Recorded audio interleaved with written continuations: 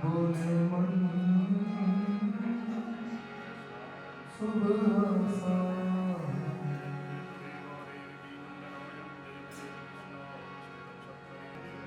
मन पंछी अकुलाए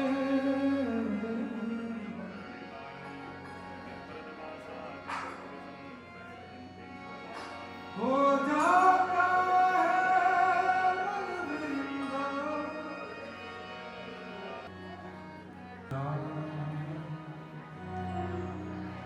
तेरा बोले मन सुबह सा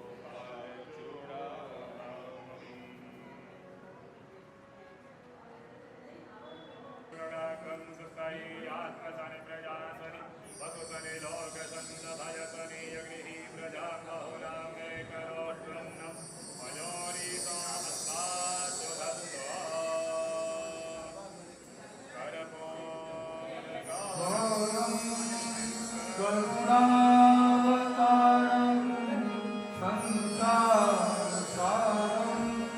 भुजगेन्द्रहारं सदा वसन्तं हृदयारविन्दे भवं च भवानी। भागवत भगवान की है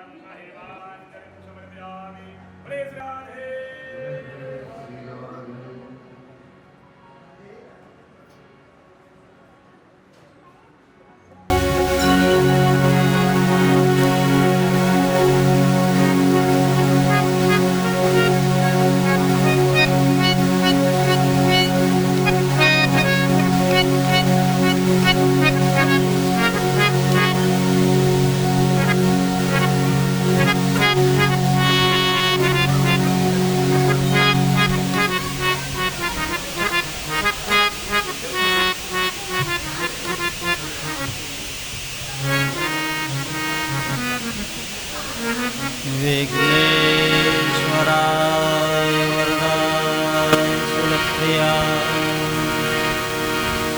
लंबोदराय सकला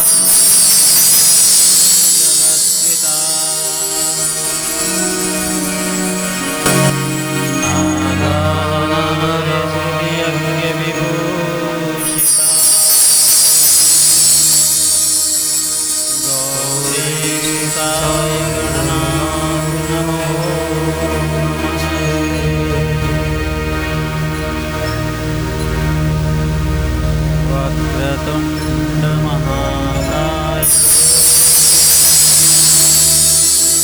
सूर्यकोटि समप्रभ निर्विघ्नं कुरु मे देव सर्वकार्येषु सर्वदा।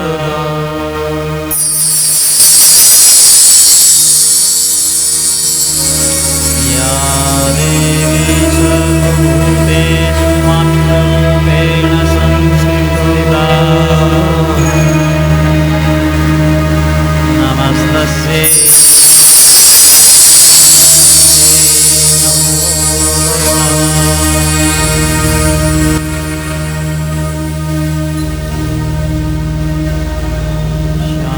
शान्ताकारं भुजगशयनं पद्मनाभं वन्दे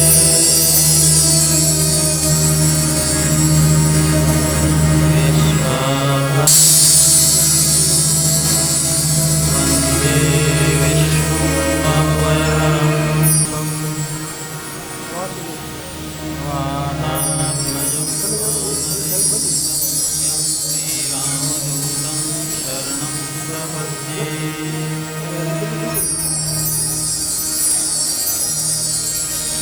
मेरी भवमाला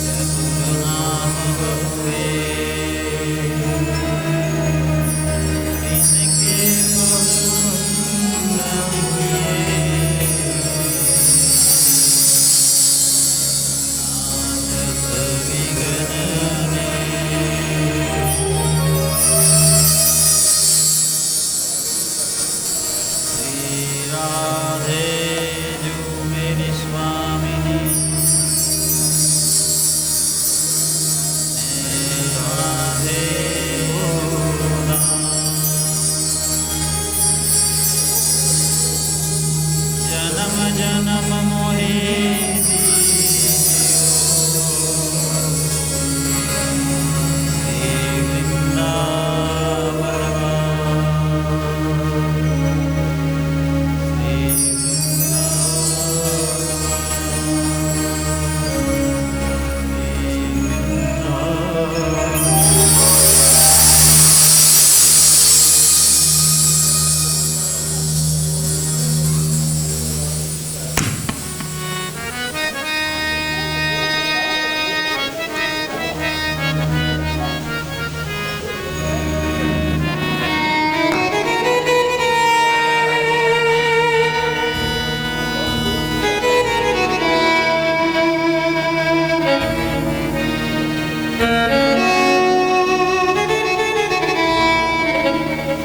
शुभ संवाद 2082 भाद्रपद मास शुक्ल पक्ष 10वीं तिथि अष्ट दिवसीय इस कथा का आज पंचम दिवस। मेरे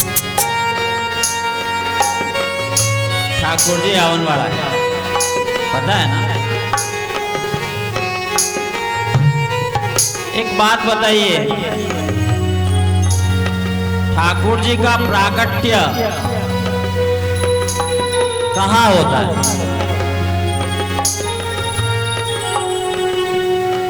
कहाँ होता है?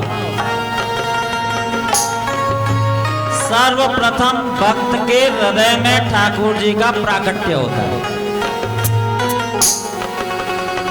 श्रीमद् भागवत का पहला श्लोक था सच्चिदानंद रूपा। अपना ठाकुर जी रो केड़ो रूप है, बोलिए ना। सत चित आनंद ठाकुर जी रो किसो रूप है? भगवान श्री कृष्ण की आराधना किस रूप में की गई है? आनंद रूप। और मन तो कि नहीं चेहरा माते आनंद दिख गई नहीं है। पकड़ पकड़ में माडोनी बैठाया वे के कैद करने। जब हृदय में उल्लास ही नहीं है, उत्साह नहीं है, और कहो कि हमारे घरे आई जो ठाकुर जी की कराए।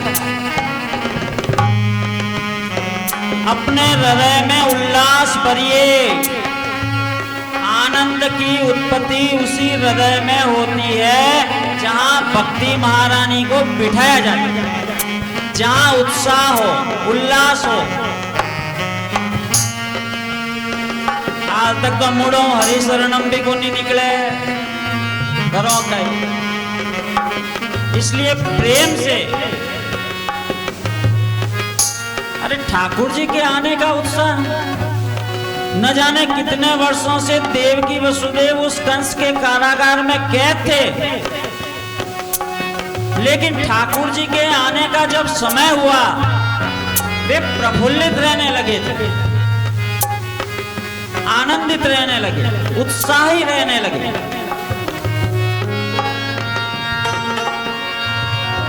अरे किस चीज की कमी है? ए मुंडा क्यों उतारो?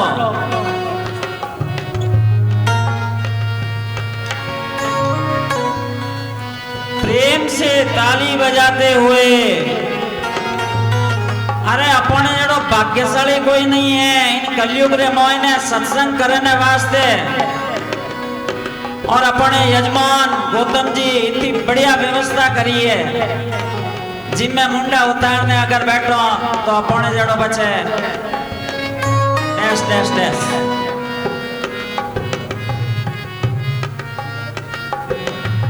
कलयुग में सत्संग मिले घटे है भाई।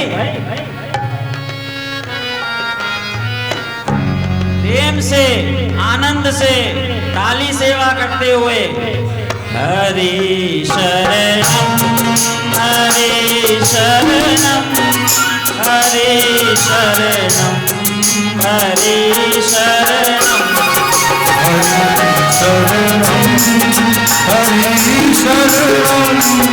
हरि शरणम हरि शरणम हरि शरणम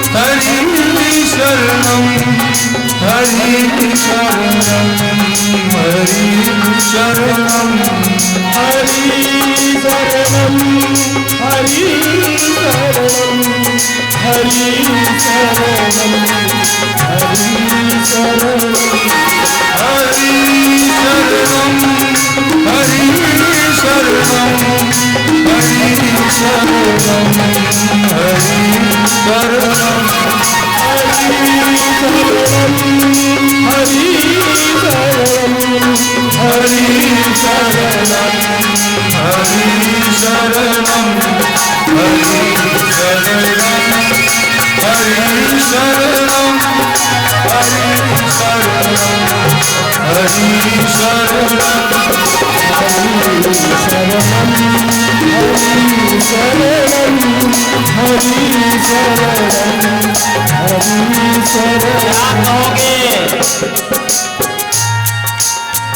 क्या कहोगे? पकड़ लो बाह बनवारी, नहीं तो डूब जाऊंगा। पकड़ लो बाह बनवारी, नहीं तो डूब जाऊंगा। पकड़ लो बाह बनवारी, नहीं तो डूब जाऊंगा। पकड़ लो बाह बनवारी, नहीं तो डूब जाऊंगा।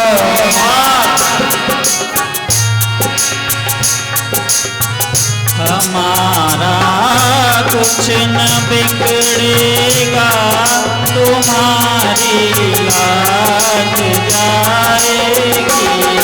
हमारा कुछ न बिगड़ेगा, तुम्हारी लाज जाएगी। हमारा कुछ न बिगड़ेगा, तुम्हारी लाज जाएगी। हमारा कुछ न बिगड़ेगा, तुम्हारी लाज जाएगी। पकड़ लो बाह बनवारी, नहीं तो डूब जाऊंगा। पकड़ लो बाह बनवारी, नहीं तो डूब जाऊंगा। पकड़ लो बाह बनवारी, नहीं तो डूब जाऊंगा। पकड़ लो बाह बनवारी, नहीं तो डूब जाऊंगा। हमारा कुछ न बिगड़ेगा, तुम्हारी लाज जाएगी।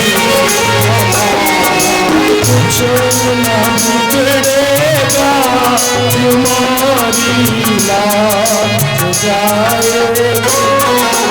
हरि शरणम हरि शरणम हरि शरणम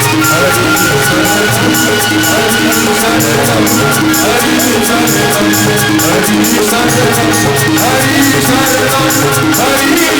हरि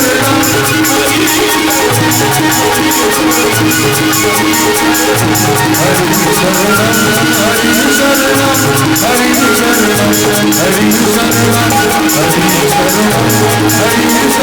हरि शरणम हरि शरणम हरि शरणम हरि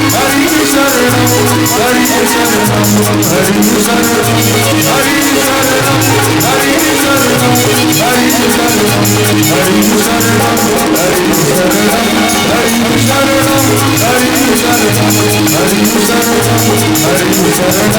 हरि शरणम हरि शरणम हरि शरणम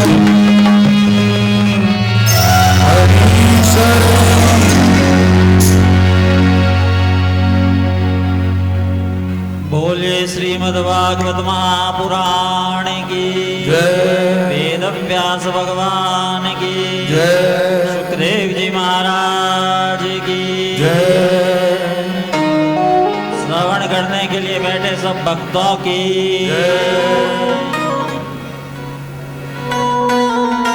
जय जय श्री राधे।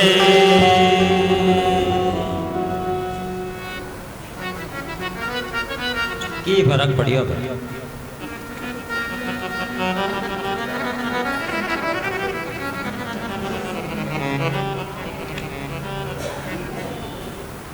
जिस प्रकार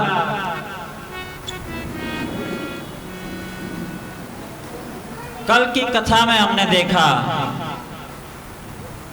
दर्शन किया था प्रहलाद जी की निष्काम भक्ति का। यदि ध्रुव जी महाराज की भक्ति सकाम है, तो प्रहलाद जी महाराज की भक्ति शुद्धतः निष्काम है। लेश मात्र भी उसमें कोई चाह नहीं, भक्ति के बदले कुछ भी तो नहीं चाहा। ठीक उसी प्रकार भक्ति सकाम और निष्काम है, तो कर्म जो हम दैनिक जीवन में करते हैं, वे कर्म भी सकाम और निष्काम होते हैं। यत् क्रियते तत्कर्म, यानी जो भी किया जाता है, जो भी हम करते हैं, वो कर्म है। जन्म से लेकर मृत्यु तक जब यह जीव जन्म लेता है और वहां से लेकर जब तक जीता है, मृत्यु को प्राप्त नहीं होता, तब तक एक क्षण भी इस जन्म और मृत्यु के बीच की अवधि का एक क्षण भी वह बिना कर्म किए नहीं रह सकता। एक क्षण भी नहीं। यानी कर्म होते ही रहते हैं, आप चाहें या न चाहें। क्षुधा, पिपासा, मलमूत्र, शीत उष्ण, निद्रा, भय, यही वे कारण है जो हमेशा हमें सतत कर्म करने के लिए बाध्य करते हैं। क्षुधा और पिपासा, भूख प्यास, थोड़े थोड़े समय में ही, थोड़े थोड़े समय के अंतराल में ही हमें कुछ न कुछ कर्म करने के लिए बाध्य करते हैं। शारीरिक क्रियाओं में मलमूत्र का विसर्जन, ये भी कर्म है। अब यहां कहा है कि मनुष्य कायिक, वाचिक और मानसिक माध्यमों से जो शुभ और अशुभ है या पाप पुण्य है, वह कर्म करता रहता है और उसका कर्म फल उसे भोगना ही पड़ता है, भोगना पड़ेगा। तो फिर कर्मों के प्रकार कितने बता दिए?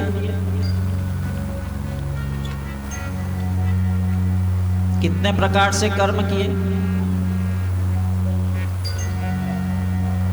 केवल हाथों आ चीज लेने अटिनो अटिने रख दे, ओइच कर्म नहीं है। किसी को कोई चीज हाथ में दे दी, केवल वही कर्म नहीं है। क्या लिखा? कायिक, वाचिक और मानसिक, हम तीनों प्रकार से कर्म करते हैं। अगर किसी जीव के प्रति, किसी व्यक्ति के प्रति अगर मन में कोई विचार आया है, शुभ या अशुभ, वह भी पाप और पुण्य का कारक बनता है। किसी के प्रति कोई दुर्भावना,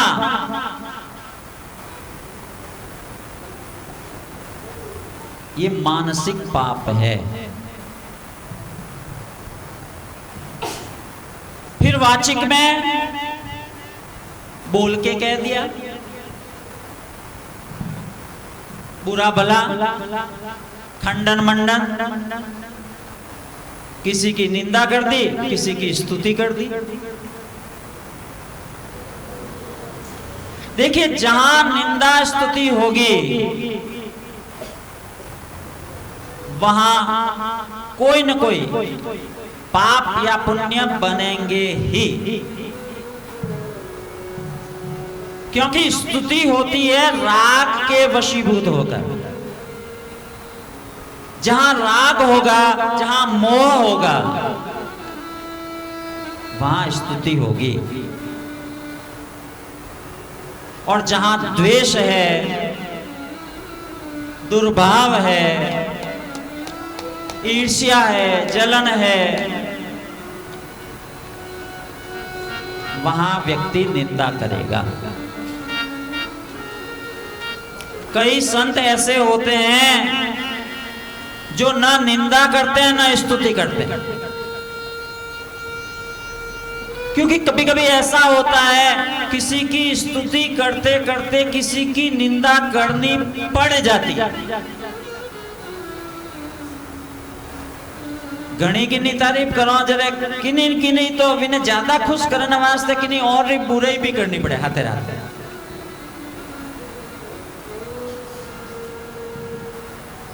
क्योंकि उसको जिसकी स्तुति कर रहे हैं उसे जताना पड़ता है, तू इज श्रेष्ठ, वो या वह श्रेष्ठ नहीं है।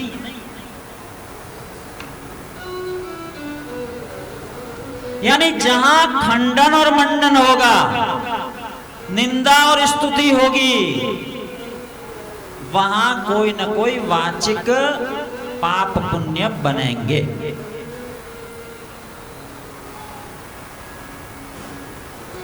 तो कर्म के स्वरूप में कायिक, वाचिक और मानसिक माध्यम से भी जीव शुभ शुभ कर्म या पाप पुण्य करता ही है। आप हाथों से अपना कर्म करते हैं कोई भी, सच मानिए विचार उठा कहां से? सबसे पहले मस्तिष्क में आया, मन में आया।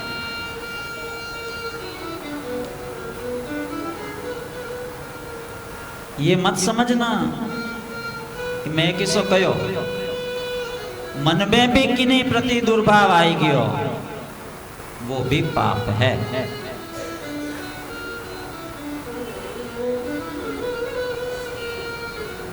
और वहां जब कर्मों का हिसाब है, क्या कहा कि जो कर्म फल जो सब उसे भोगने ही पड़ेंगे, कर्मों का फल भोगना ही पड़ेगा। अब बटे वो हिसाब नहीं है, अपन अटारी मैथमेटिक्स गणित बटे नहीं चले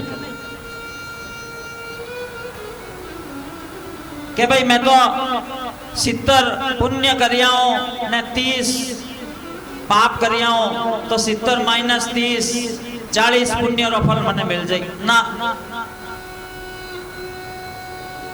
वहां 70 पुण्यों के भी फल भोगने होंगे और 30 पापों के फल भी भोगने होंगे, अलग अलग।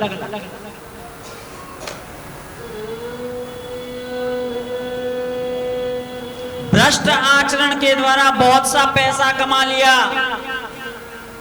और बच्चे के हमें कथा करा दो, यज्ञ करा दो, संतों ने जिमा दो, पाप धुल जाई ना, नहीं होगा।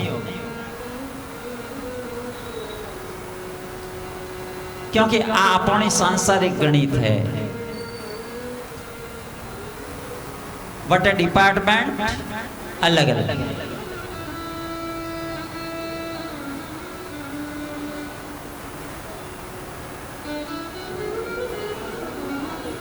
तो वे सब कर्म जो उसे भोगने पड़ते हैं, कर्म फल जो भोगे जाते हैं, उन्हें क्रियमाण कहा जाता है। उनमें से जो बच जाते हैं वे संचित है, और संचित कर्म जी को है वे जरे भोगनी वारी आवे विंटे में को प्रारब्ध है।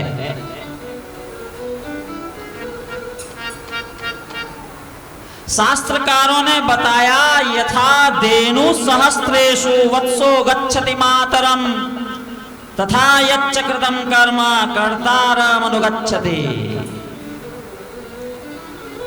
उन संचित कर्मों को भोगने के लिए न जाने कितने जन्म लेने पड़ते हैं।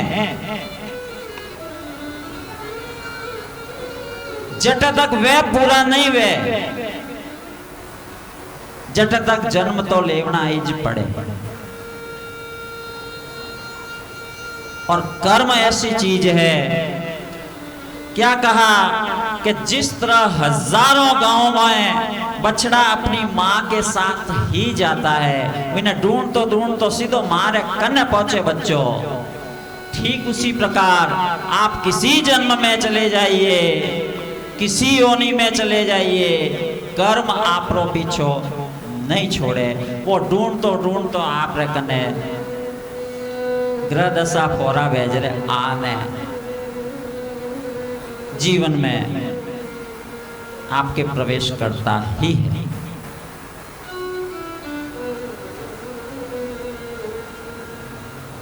अवश्यमेव भोक्तव्यम,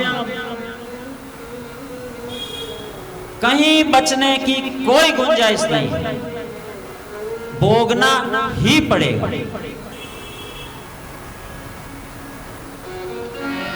तो जिस प्रकार हजारों गांवों में गायों में बछड़ा माता के साथ ही जाता है, मनुष्य के किए हुए कर्म उसके साथ ही चलते हैं।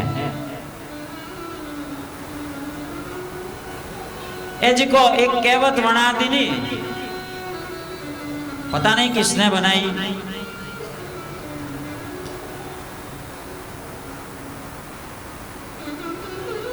कि पाप करो दाप, ऐसा कुछ कहते हैं ना,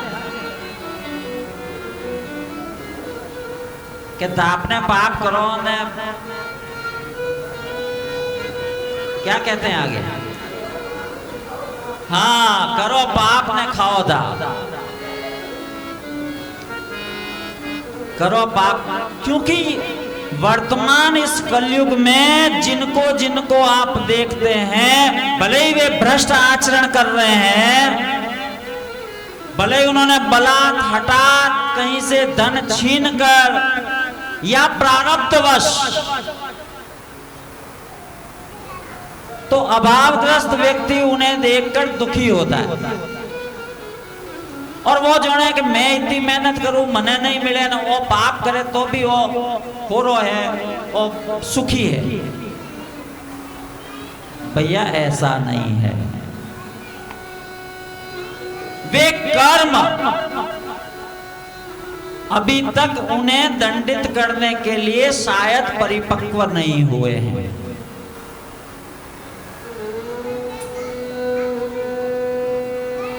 और वास्तव में जिन्होंने पुण्य कर्मों के फलस्वरूप इस संसार में सुख भोग रहे हैं, वे भोगें। लेकिन ये बिल्कुल झूठ है, ये दिमाग से निकाल देना, क्योंकि ये अच्छे कर्मों के लिए, शुभ कर्मों के लिए प्रेरित नहीं करता कि करो पाप ने खाओ दाप। ना, भटक जाओगे। शुभ कर्म करने की इच्छा भी तब होगी अगर ये पंक्तियां याद आ गई, तो ध्यान रखना भ्रम में पड़ोगे, भटक जाओगे। शायद वह शुभ कर्म जो आपके हाथ से होना लिखा था नहीं कर पाओगे।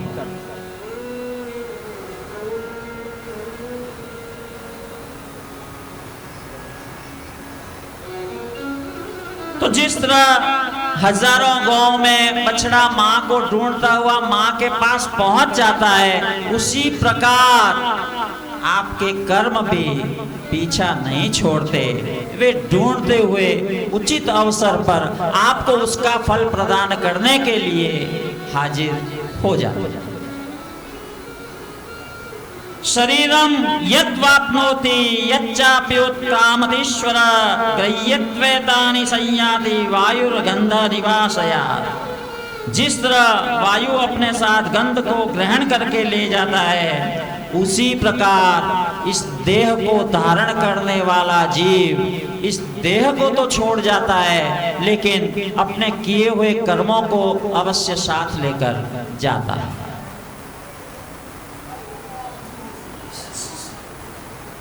जाना ही पड़ेगा।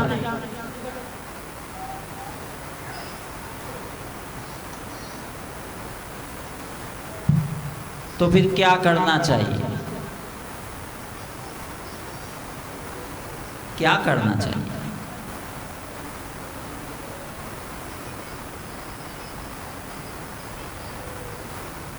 व्यास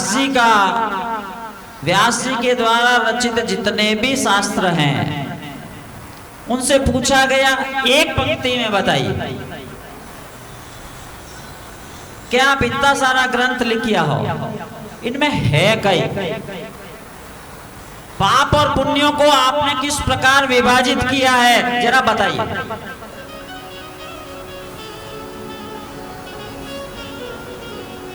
तो उन्हीं के शब्दों में पापाय परपीडनम परोपकाराय पुण्याय पापाय परपीडनम। अधिकतम परोपकार ही पुण्य है।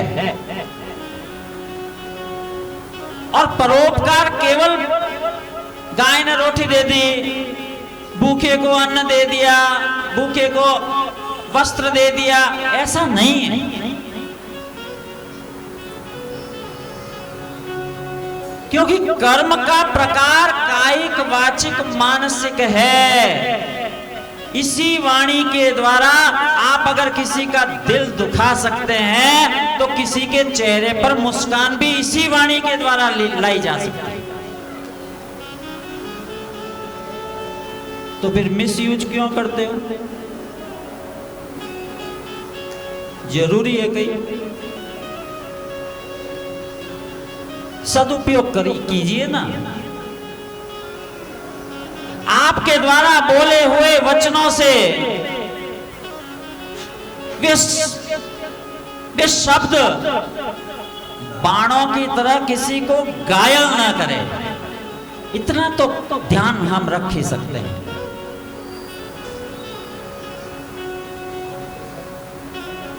एक गरीब को, एक भूखे को या किसी गाय को रोटी देने पर आप समझते हैं ये पुण्य है, समझते हैं ना?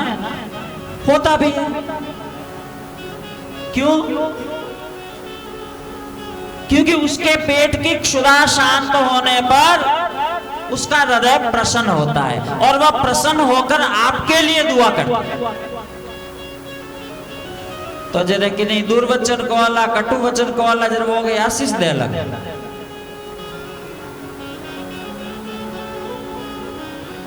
तो फिर वहां भी तो आशीष लीजिए ना, वहां भी उसके हृदय की दुआओं को हासिल करने का प्रयास कीजिए।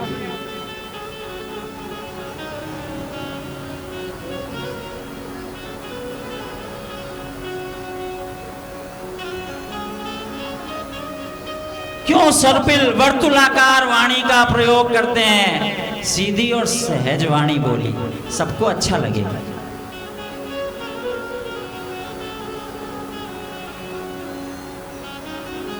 वशीकरण एक मंत्र है, तज दे वचन कठोर। कोई टोट को करने की जरूरत को नहीं है। काला कपड़ा में की बांधना, लाल कपड़ा में की बांधना, सड़क माते फेंकना, चौराया माते सिंदूरा टीका की करने की जरूरत को नहीं। यह जीव, यह व्यक्ति वशीकरण में वैसे भी हो जाता है। कैसे? तज दे वचन कठोर।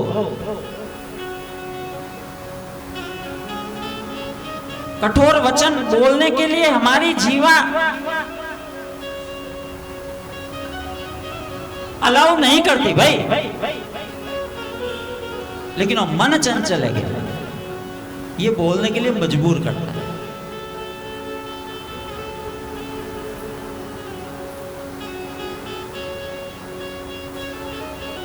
तो जब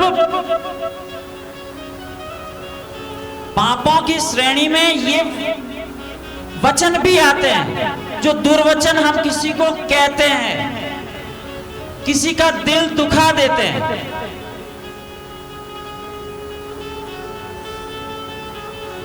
महाभारत क्यों भयो, क्यों भयो बताइए ना। कहते हैं द्रौपदी ने कहा था अंधे का पुत्र अंधा, हम इन्हें बोलने की घटे जरूरत थी।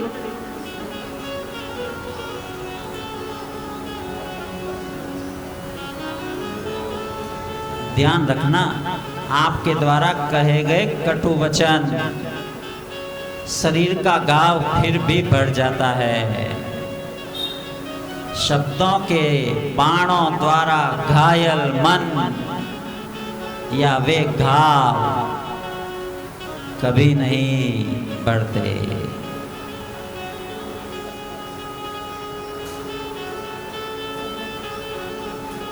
वश में करना चाहते हैं ना किसी को, कीजिए।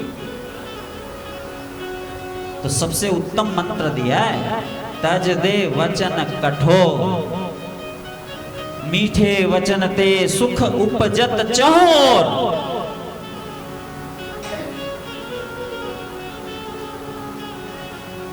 अरे कठोर वचन बोलने से पशु पक्षी तक डर जाते हैं। इन्होंने कभी गुस्सा कर तो देखियो,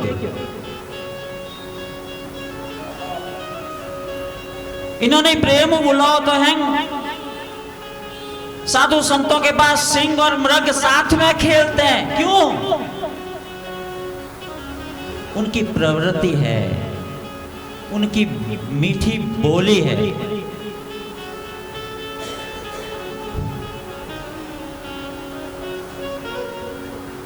और वर्तमान इस कली काल में सबसे ज्यादा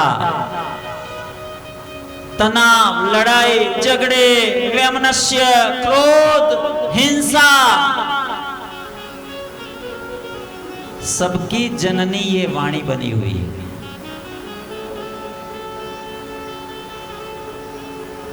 इस वाणी के द्वारा जितने जीव घायल हुए हैं, अस्त्रों शस्त्रों के द्वारा नहीं हुए। चाहे परिवार में हो, समाज में हो, सर्वाधिक घायल इस वाणी, वाक बाण जो है आपके, शब्द बाण है, इससे जीव सबसे अधिक घायल है।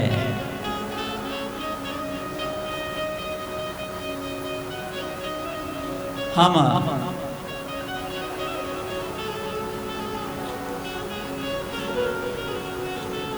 इस पर थोड़ा ध्यान दें, अपनी वाणी को इतना मधुर बनाएं, इतना मीठा बनाएं। हाँ, ये भी आवश्यक नहीं है कि मोने बोलना नहीं आते।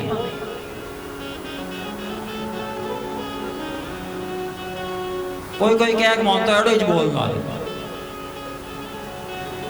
तो उनके लिए सलाह है कि एडो ही बोलना है, जरूरत नहीं बोलना। अगर बोलना कला है तो मौन रहना उससे भी बड़ी साधना।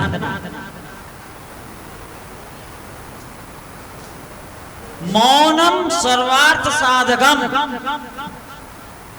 मौन के द्वारा कोई भी कार्य सिद्ध किया जा सकता है।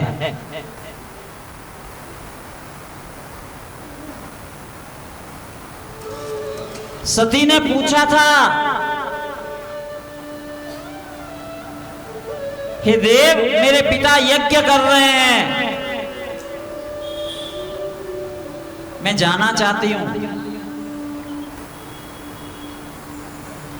महादेव जी कही करियो, वे कहते हाँ कहो तो ही ठीक नहीं, ना कहो तो ही ठीक नहीं, ना कहला तो घर में करो पीर जवन ना दे दियो, और हाँ कहो तो इनो कल्याण नहीं है बटे जवन, क्योंकि अपाची आवेला नहीं हाँ में दिखे। तो नीतिगत बात की कि यद्यपि पिता मित्र गुरु और देवों के घर यानी मंदिर में जाने की कोई निमंत्रण की आवश्यकता नहीं है, लेकिन इंटेंसली अगर आपको निमंत्रण नहीं मिला है तो वहां जाने में कल्याण भी नहीं। नीतिगत बात कह दी, निर्णय किस पे छोड़ दिया? सती जी पे। तो ही क्या मैं तो जाऊं, तो अपना खुदरी गाड़ी निकाल दे दी, नंदी भगवान दे दिए, आप नंदी पे आरूढ़ होके जाइए।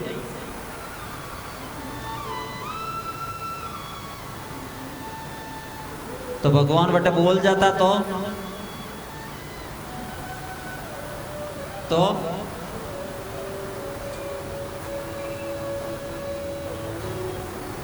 इसलिए कहा है वाणी अनमोल है। अरे मौन रहने से तो शब्द सिद्ध हो जाते हैं।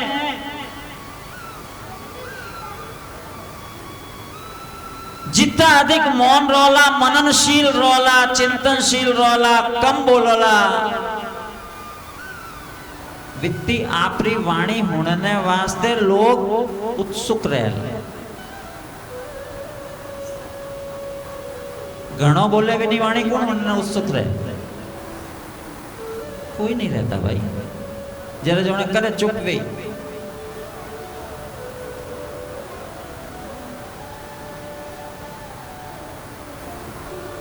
हम इन शास्त्रों से, इन कथाओं से, इन प्रसंगों से कुछ इनका मर्म निकालें, इनका सार निकाल कर उन्हें देखें, तभी तो इन ग्रंथों की सार्थकता है।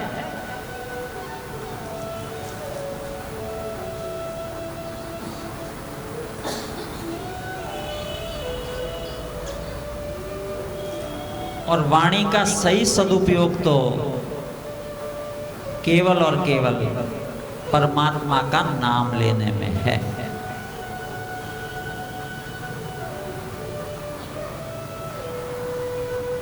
केवल और केवल परमात्मा।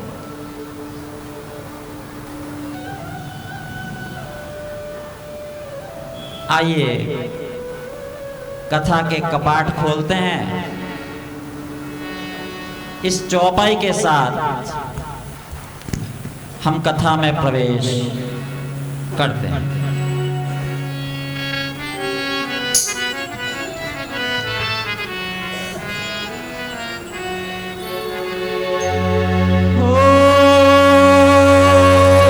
मंगल भवन अमंगल हारी,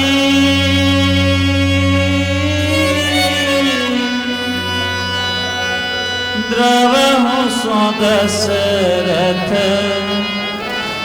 अजीर बिहारी।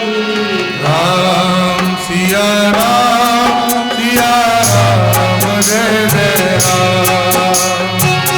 राम सिया राम सिया राम जय जय राम। राम सिया राम जय जय राम। राम सिया राम जय जय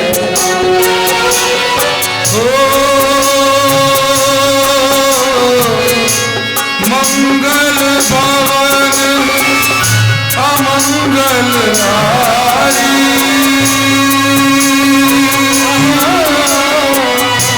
द्रवहु दशरथ अजीर बिहारी। राम सिया राम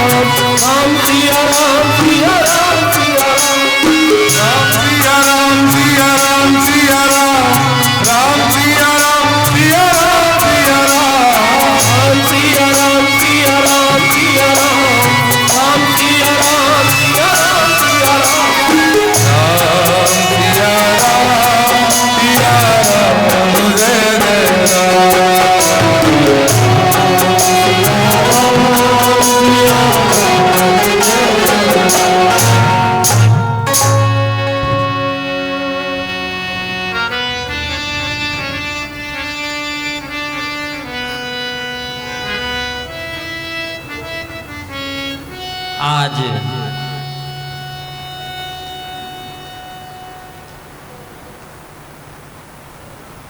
ठाकुर जी आने वाले हैं। अपने हृदय में, अपने हृदय की किवाड़ी को खोल के रखना, भक्ति रानी को बिठा कर।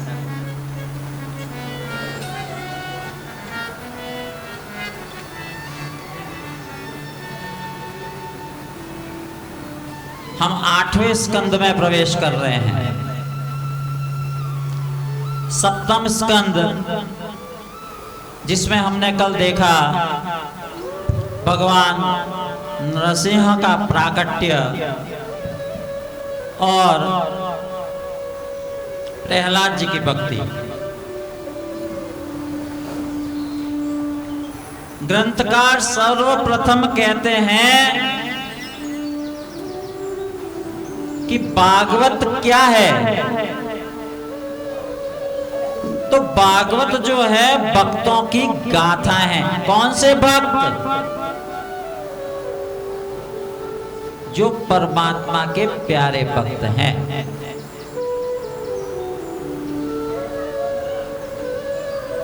प्यारे भक्त कौन?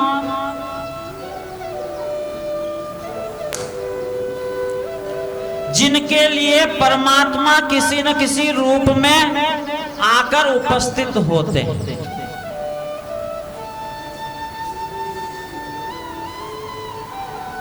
शुरू से देखिए, उत्तरा, कुंती, भीष्म,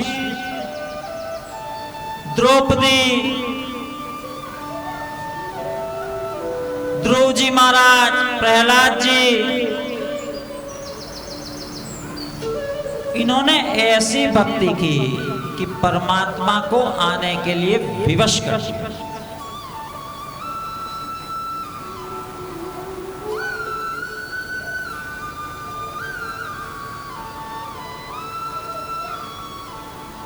यहां 8वें स्कंद में प्रवेश करते ही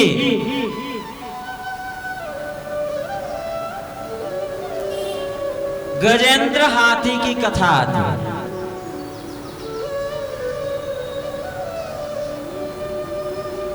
गजेंद्र मतवाला है।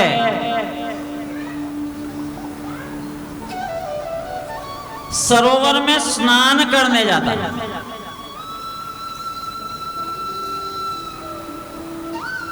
बात वही,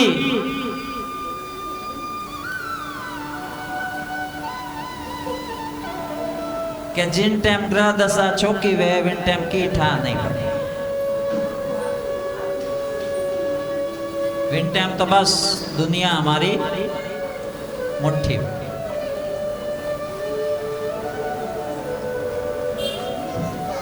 गजेंद्र बलशाली तो है, अपनी हथिनियों और बच्चों के साथ उस सरोवर में क्रीड़ा कर रहा है।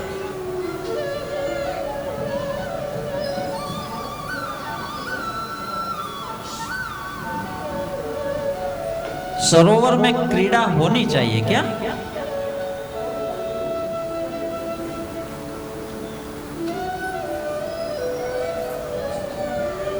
एक नया चलन चला, नया तो नहीं कह सकते, एक चलन है। अटू जाए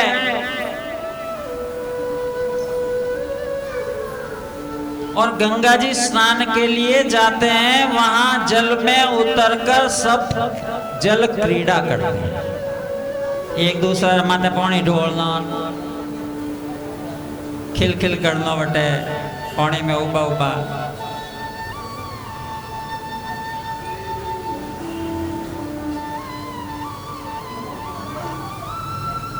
जरा विचार कीजिएगा, जो गंगा नाम लेने मात्र से पवित्र करती है, उस गंगा के जल में नाभि पर्यंत खड़े होकर एक माला का भी जप किया जाए, वह 1000 गुना फलित होकर आपको पुण्य प्रदान करता है। उस जल में, उस पवित्र जल में खड़े रहकर सांसारिक बातों के साथ साथ जल क्रीड़ाएं करते हैं। अब वो जावनो, गंगा जी में उतरनो, स्नान करना पाप है कि पुण्य है, अपने आप विचार कीजिए।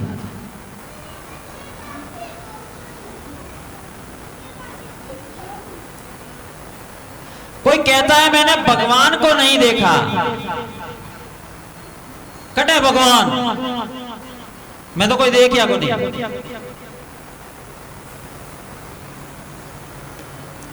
गंगा जी का दर्शन किया है ना, इससे बड़ा भगवान का स्वरूप और क्या होगा। परमात्मा का द्रवीभूत रूप है, वही तो गंगा है।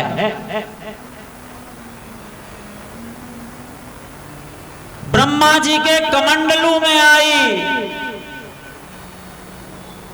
नारायण के चरणों का धोवन बनी, शिव की जटाओं में समाई और भगीरथ के द्वारा, भगीरथ के तप के कारण इस पृथ्वी लोक पर आई। परमात्मा का द्रवीभूत रूप है।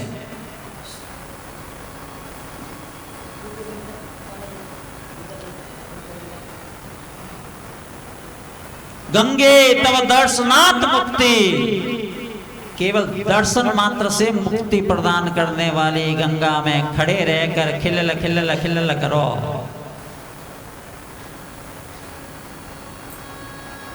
उसमें स्नान करने का भी नियम है।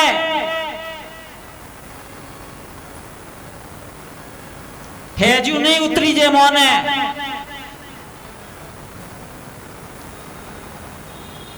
शौचादि नित्य कर्म से निवृत्त होकर जहां आप रुके हैं, पहले वहां स्वच्छ होइए, पवित्र होइए, स्नान कीजिए,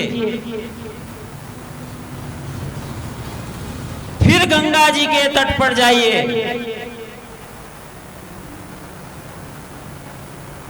मैला कुचैला गंदा शरीर लेकर वहां नहीं जाया जाता। उसे प्रणाम कीजिए, दंडवत कीजिए, आचमन कीजिए, उसकी पूजा कीजिए, हाथ जोड़ने क्षमा मांगो कि मैं पवित्र वेवन वास्ते अपने पापों की मुक्ति के लिए आपके जल में उतर रहा हूं, अपने पैरों का स्पर्श भी आपको हो रहा है, हे मां क्षमा करना। पचे मोय नहीं नॉन वे जरे गंगा रो नायोड़ो पुण्य वे।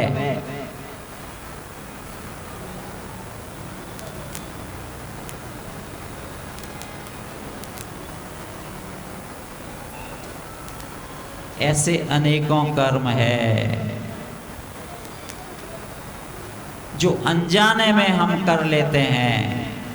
ध्यान रखना, चाह तो पुण्य की है लेकिन हम पाप कर लेते हैं।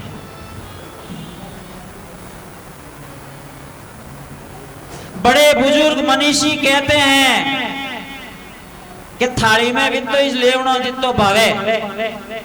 क्यों कहवे? और अपे नयो तरीको ऐठ वालों छोड़ना कहीं काट दियो कि नहीं जीव रे मुंडे जाए। गाय ने दे दो गाय रे मुंडे जाए, कुत्ता ने दे दो कुत्ता रे मुंडे जाए। क्या दे रहे हो?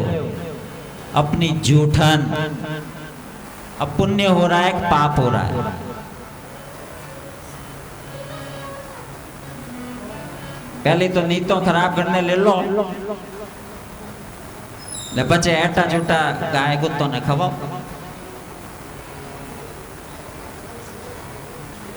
ए अणजोड़ा पाप है। પછી આપે કહો મેં કઈ પાપ કર્યો?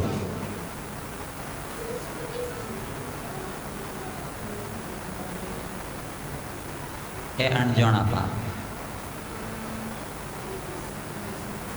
आप जूठन खिला रहे हो। जिस गाय में सभी देवताओं का वास है उसे जूठन। वाह रे बुद्धिमान प्राणियों, फिर ये पुण्य नहीं है, ये पाप है।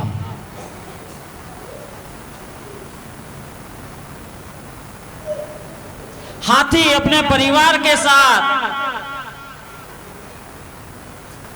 सरोवर में जल क्रीड़ा कर रहा है, होश ही नहीं है। हारो परिवार आता है, राज्य को से खका खका किल किल किल किल करता है खूब। अचानक एक ग्राहक का आना मगरमच्छ का और पांव पकड़ ले, पांव पकड़ लिया। जल में जल के प्राणी की ताकत ज्यादा, वो अंदर खींचे और अटीने हैंग परिवार वाला बिना हाथी ने खींचे।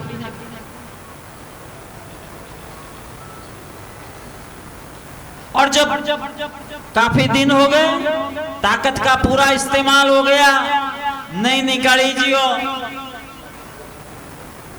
जरा के भाई हमें घरे चलो, रोटा बाटा बनाओ खाओ, हमें वारी बोन दो। कोई नयो नयो ताजो ताजो हॉस्पिटल में भर्ती भेजे रे, कई 2 दिन तो खूब भीड़ लगे। चलो भाई निंगे करना हो, निंगे ये लाई बीमार भी गई। और पचे पचे घरवाला भी वारी बोंदे, सुबह तू आई जे सोम रे मैं आऊं।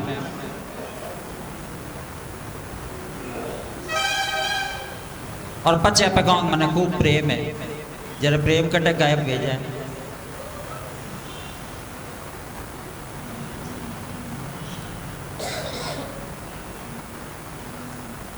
हथीनियों ने और उनके बच्चों ने खूब प्रयास किए, लेकिन हैंग आप रे कोई ऑफिस जाए, कोई काम धंधा माते जाए, कोई स्कूल जाए कि भाई हमें कितना दिन इन्हें करने रहो। और मगरमच्छ तो छोड़े कौन? काल है ना, काल ने किसी को छोड़ा है क्या? गोडा दुखने लाग जाए जरा समझ लेना, आक्रमण हो चुका है। हाँ, पैरों के माध्यम से ही आक्रमण होता है। हालांकि आक्रमण तो ऊपर से भी होने लगा है, लेकिन अपन का सब इलाज भी है। बाल सफेद होने लगे, डाई कर ली, हाल बूढ़ा थोड़ी। अरे बच्चा कदे वे हो। आंखें कमजोर होने लगी, चश्मा लगा दिया, और वो भी फैशन वाला, ताकि ठा नहीं पड़ेगा निजर रो।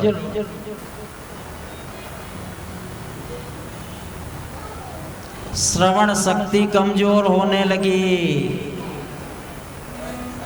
ऐसी मशीनें छोटी छोटी आ गई, ठाई नहीं पड़े कौन में मशीन लागूड़ी है कि नहीं लागूड़ी।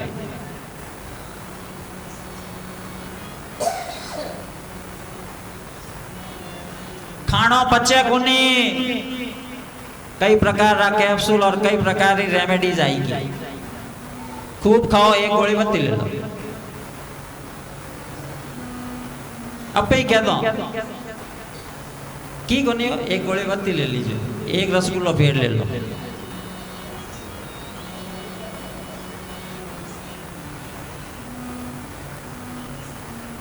सोचिए,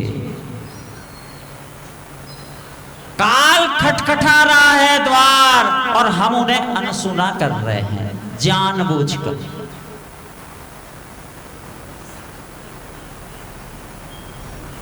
ग्राह ने पैर पकड़े हैं, परिवार सब छोड़कर चला गया,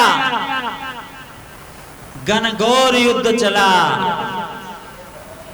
इस खींचतान में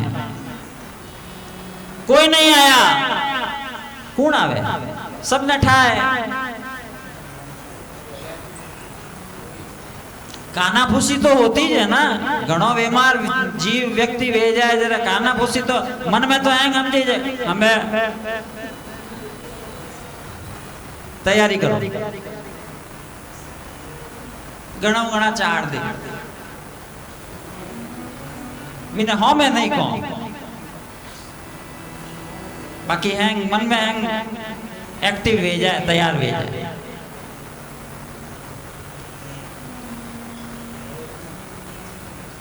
उस ग्रह ने पैर नहीं छोड़ा। वह हाथी जो था वह पूर्व में इंद्रद्युम्न राजा था और राजा होते हुए उसने ऐसा तप किया था, परमात्मा की स्तुति की थी, परमात्मा की अर्चना साधना उपासना की थी कि विंटेम जिको अर्चना पूजा उपासना विधि स्तोत्र स्तुतियां जो की थी वो आज तक उसे याद थी।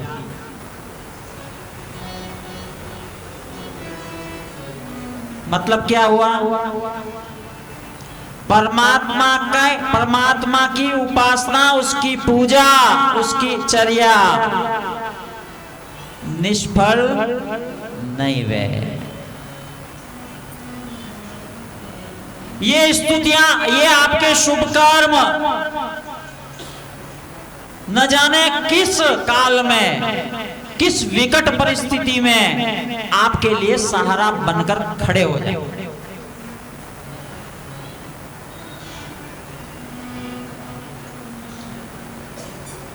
और जब सबने साथ छोड़ दिया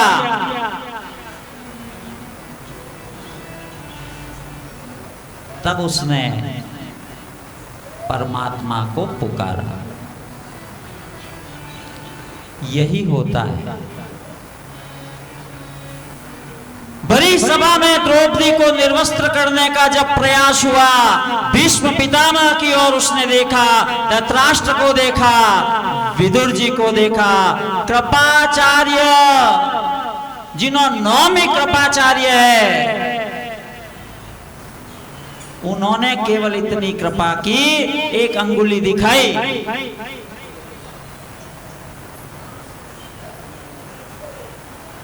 द्रौपदी उस संकेत को समझ गई थी। मानो कृपाचार्य कहने का प्रयास कर रहे थे, बेटी यहां कोई तुझे बचाने के लिए खड़ा नहीं होगा, उसको याद कर, उसको बुला, चक्रधारी को बुला। और तब द्रौपदी ने द्वारका वासिन कहकर परमात्मा को पुकारा था।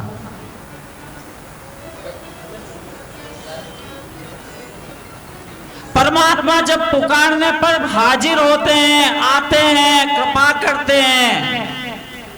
इन भक्तों का भाग्य देखिए या इनकी भक्ति देखिए कि वे आकर क्षमा मांगते हैं, मुझे आने में देरी हुई इसलिए मैं क्षमा मांगता हूं।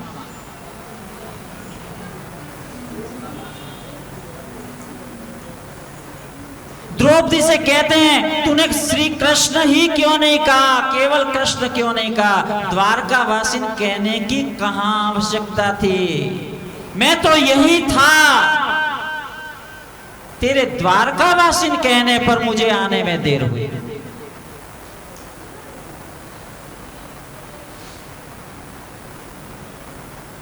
अपने भक्तों का ख्याल न करे ऐसा नहीं हो सकता। आज गजेंद्र संकट में है। जब सब साथ छोड़ गए, कोई नहीं रुका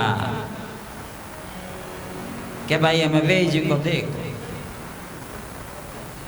तब गजेंद्र ने परमात्मा को पुकारा है। जीवन में कभी भी संसारी व्यक्तियों के, संसारी लोगों के भरोसे मत रहना। संकट की घड़ी में केवल और केवल परमात्मा को पुकारना। परमात्मा पहले आएंगे और संसारी लोग बाद में आएंगे, ध्यान रखना।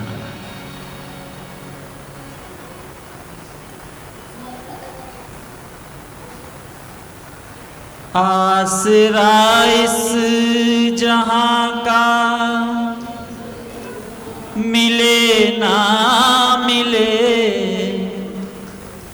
आसरा इस जहां का मिले ना मिले, मुझको तेरा सहारा सदा चाहिए। सहारा सदा चाहिए, आसरा इस जहां का मिले ना मिले, आसरा इस जहां का मिले ना मिले, आसरा इस जहां का मिले ना मिले, आसरा इस जहां का मिले ना मिले, मुझको तेरा सहारा सदा चाहिए, मुझको तेरा सहारा सदा चाहिए। चांद तारे पलक पर दिखे ना दिखे, चांद तारे फलक पर दिखे ना दिखे, चांद तारे पलक पर दिखे ना दिखे, चांद तारे फलक पर दिखे ना दिखे, मुझको तेरा नजारा सदा चाहिए, मुझको तेरा नजारा सदा चाहिए। आसरा इस जहां का मिले ना मिले, आसरा इस जहां का मिले ना मिले, मुझको तेरा सहारा सदा चाहिए, मुझको तेरा सहारा सदा चाहिए।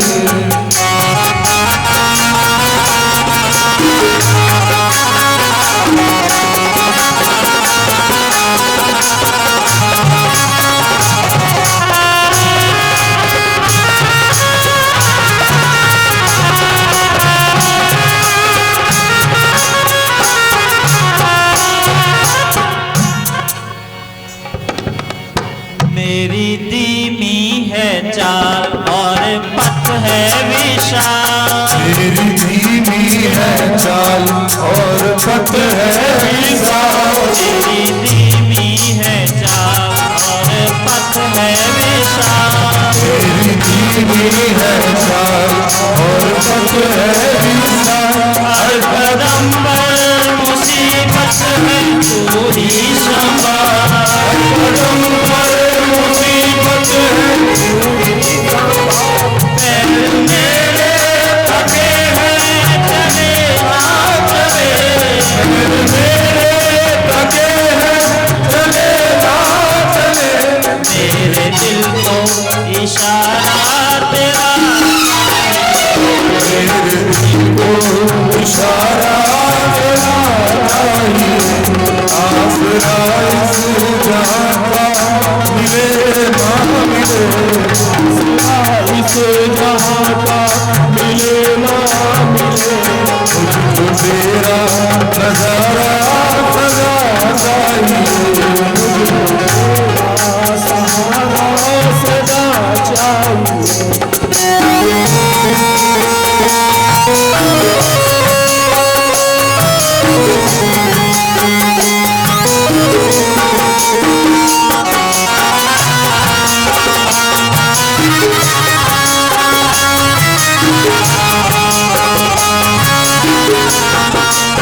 फिर क्या कहा?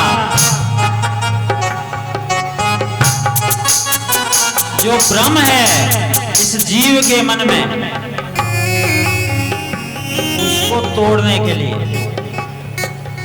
यहाँ खुशियाँ है कम और ज्यादा है गम, जहाँ खुशियाँ है कम और ज्यादा है गम, जहाँ देखो वही है भरम ही भरम, जहाँ देखो वही है भरम ही भरम, मेरी चाहत की दुनिया बसे ना बसे, मेरी चाहत की दुनिया बसे ना बसे, मेरे दिल में बसेरा तेरा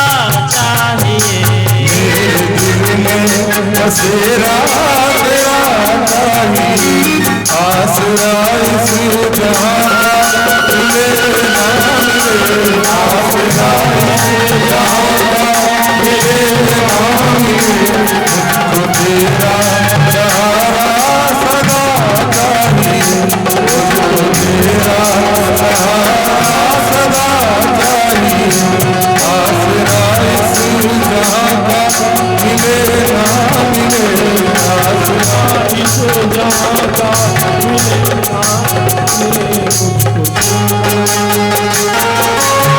मुझको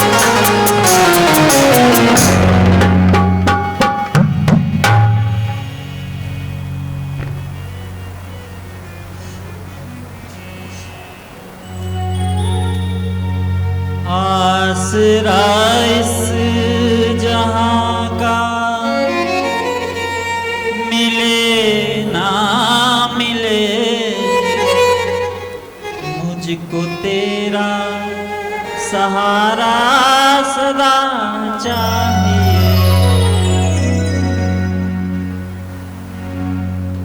एक आस एक विश्वास ये जरूर रखना,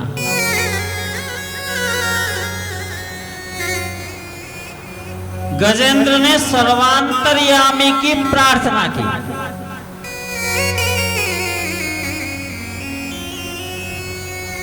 ऐसा नहीं कहा कि विष्णु आओ, शिव आओ, माता जी आओ, ना,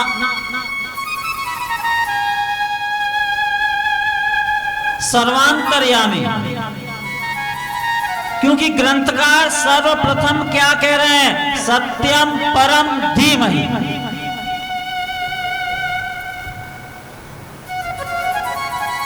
भगवान गरुड़ पर बैठकर पधारे और जब परमात्मा को देखा, उसी सरोवर में से एक कमल लेकर परमात्मा को अर्पित कर रहा है।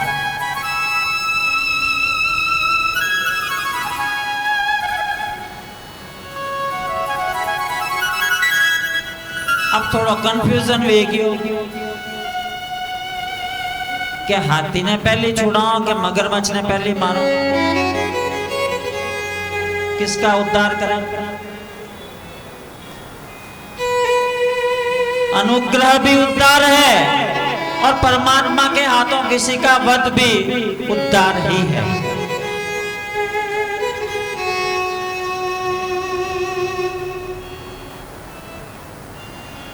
तो फिर एक मन में और विचार आया इस कंफ्यूजन को दूर करने के लिए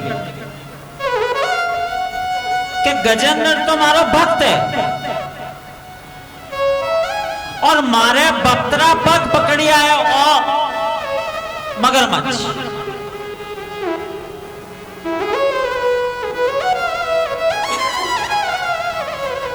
तो मारे बक्तरा पग ओ पकड़ी आया मगरमच्छ, इन वास्ते पहलो उद्धार इन वेणो छे।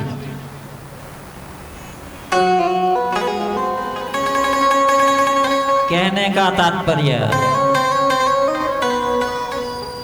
आपकी दृष्टि में, आपकी नजर में परमात्मा के भक्त को सताना ठीक नहीं है। परमात्मा को स्वयं का अपमान या निंदा परमात्मा खुद की नहीं कहला, लेकिन परमात्मा के भक्त का यदि अपमान हुआ है वो ठाकुर जी हुसैन नहीं हुआ।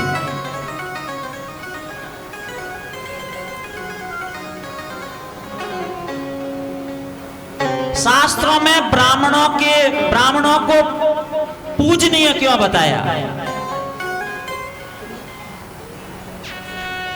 क्योंकि वे सदैव उसकी खोज में रहते हैं, उसका अन्वेषण करते हैं, उसका अनुसंधान करते हैं, उन्हें पाने के तरीके सीखते भी हैं और बताते भी।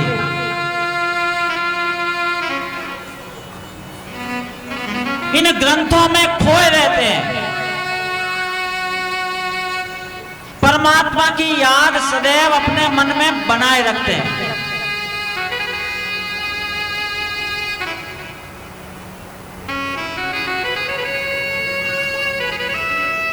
तो परमात्मा स्वयं भी जानते हैं कि संसार के जीवों को मेरी तरफ गति कराने में, मेरी तरफ सम्मुख कराने में इन ब्राह्मणों का बड़ा हाथ है।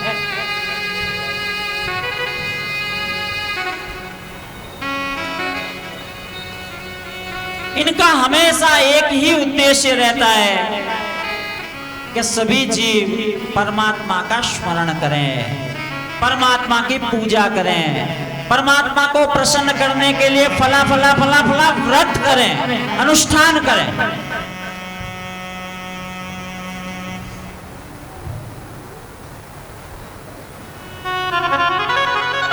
हमें सन्मार्ग पर लाकर,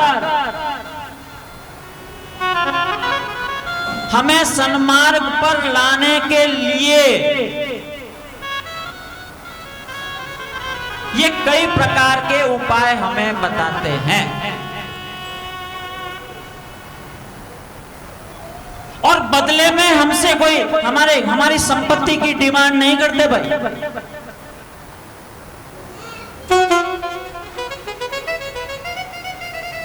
छोटी मोटी दक्षिणा जो भी यथाशक्ति तुम्हें रुचे।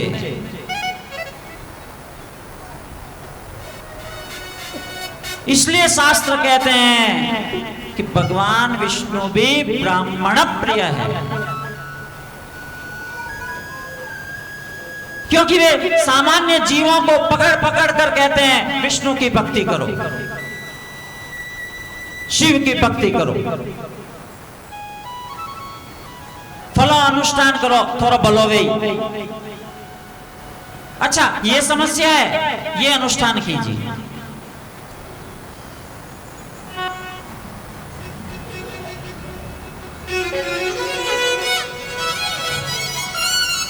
अपने जीवन की सिद्धियों को, जीवन के अनुभव को आपको परमात्मा का अनुग्रह प्राप्त हो जाए, वो जीवन की सिद्धि आपके लिए समर्पित कर देते हैं, वो ब्राह्मण।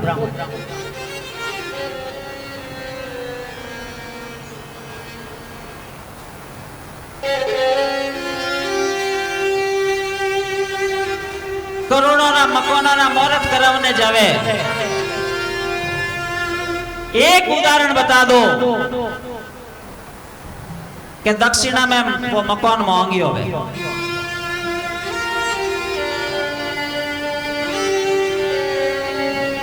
कुछ भी नहीं मांगते ये सर्ववित्त कल्याण का भाव रखते हुए ही। हाँ मांगा था मकान, मांगा था, लेकिन फिर वो ब्राह्मण नहीं कहलाया, वो रावण कहलाया।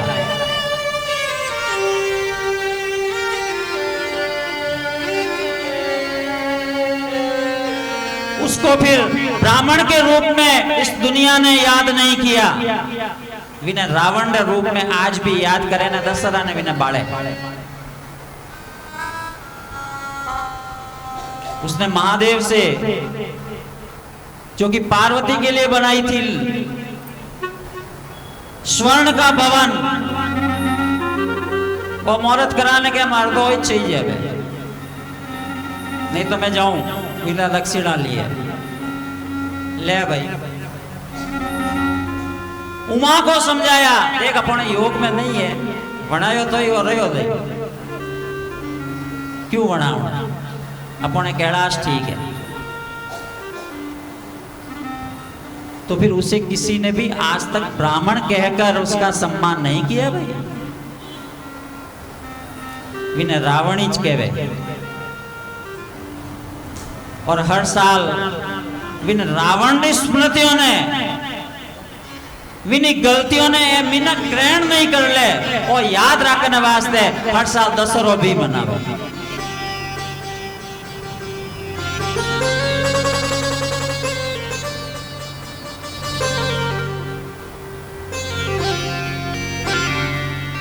तो भक्त के पैर पकड़े हैं, इन वास्ते पहलो हक उस ग्राह का है, उस मगरमच्छ का है। परमात्मा ने उसका पहले उद्धार किया।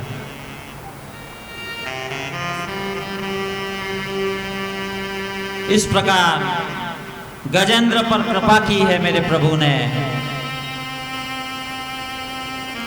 प्रभु के आने में कहीं कोई विलंब नहीं है।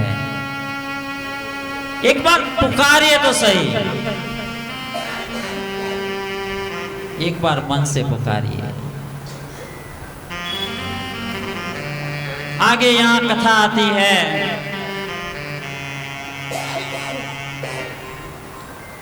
समुद्र मंथन की। सबको अमृत चाहिए, अमृत की चाह सबको है।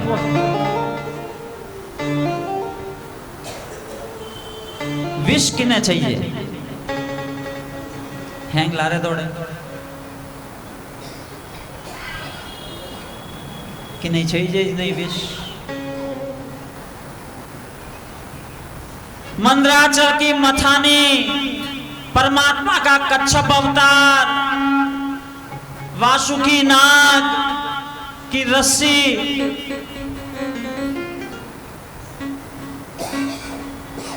मंथन हो रहा है। क्यों?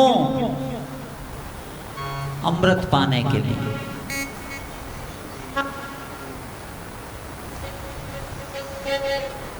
जब जब आप अपने हृदय में झांक कर आत्ममंथन करेंगे,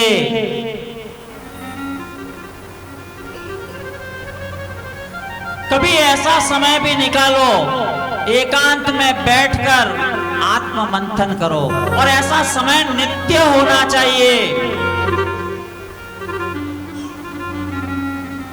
दिवस के चौथे पहर में सोने से पूर्व नित्य मंथन कीजिए। आज मारे हाथों, आज मारे मनो, कई गलत भयो, कई सही भयो। कायिक, वाचिक और मानसिक, पाप और पुण्य। आज मैंने क्या कहा किसी को, किसका दिल दुखाया, किसको हंसाया, किसका पेट भरा।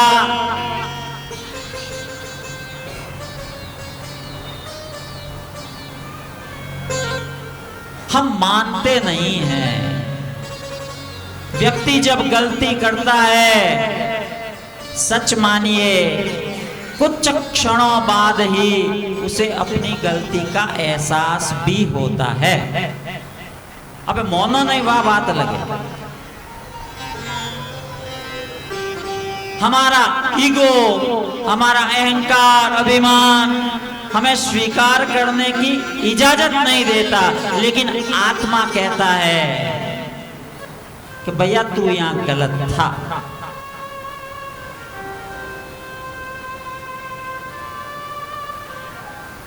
नित्य मंथन कीजिए रात्रि में सोने से पूर्व। ये मंथन जो अमृत पाने के लिए हो रहा है, जिसमें परमात्मा विभिन्न अवतार धारण करके, चाहे वह कच्छप है,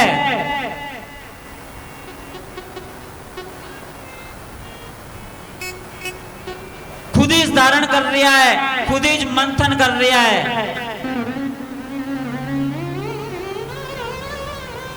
जब जब आत्म मंथन करोगे, जब जब आत्म निरीक्षण करोगे,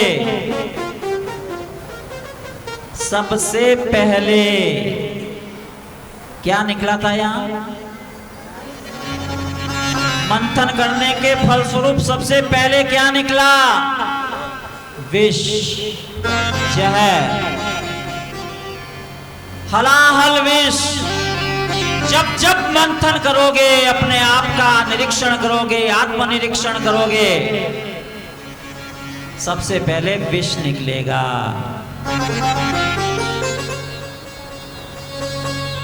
विष का मतलब दूजोरी बुरायो दिखेला।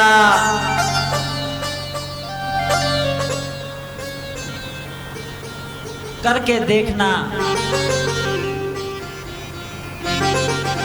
निंदा ही निकलेगी। सबसे पहले निंदा रूपी विष ही निकलेगा।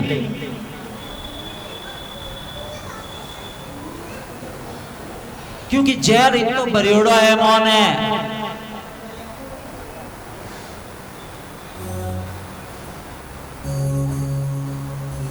देखो, एक आरती के पश्चात हम लोग कहते हैं धर्म की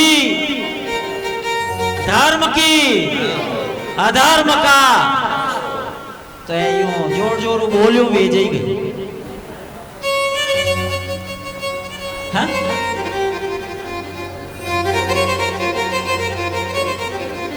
जब तक अधर्म का नाश नहीं होगा, धर्म की जय नहीं हो सकती।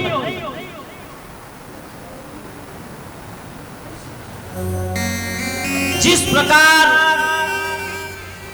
हृदय में जहर भरा हुआ है, मंथन के द्वारा यह जहर जब तक बाहर नहीं निकलेगा, तब तक अमृत की प्राप्ति नहीं हो सकती।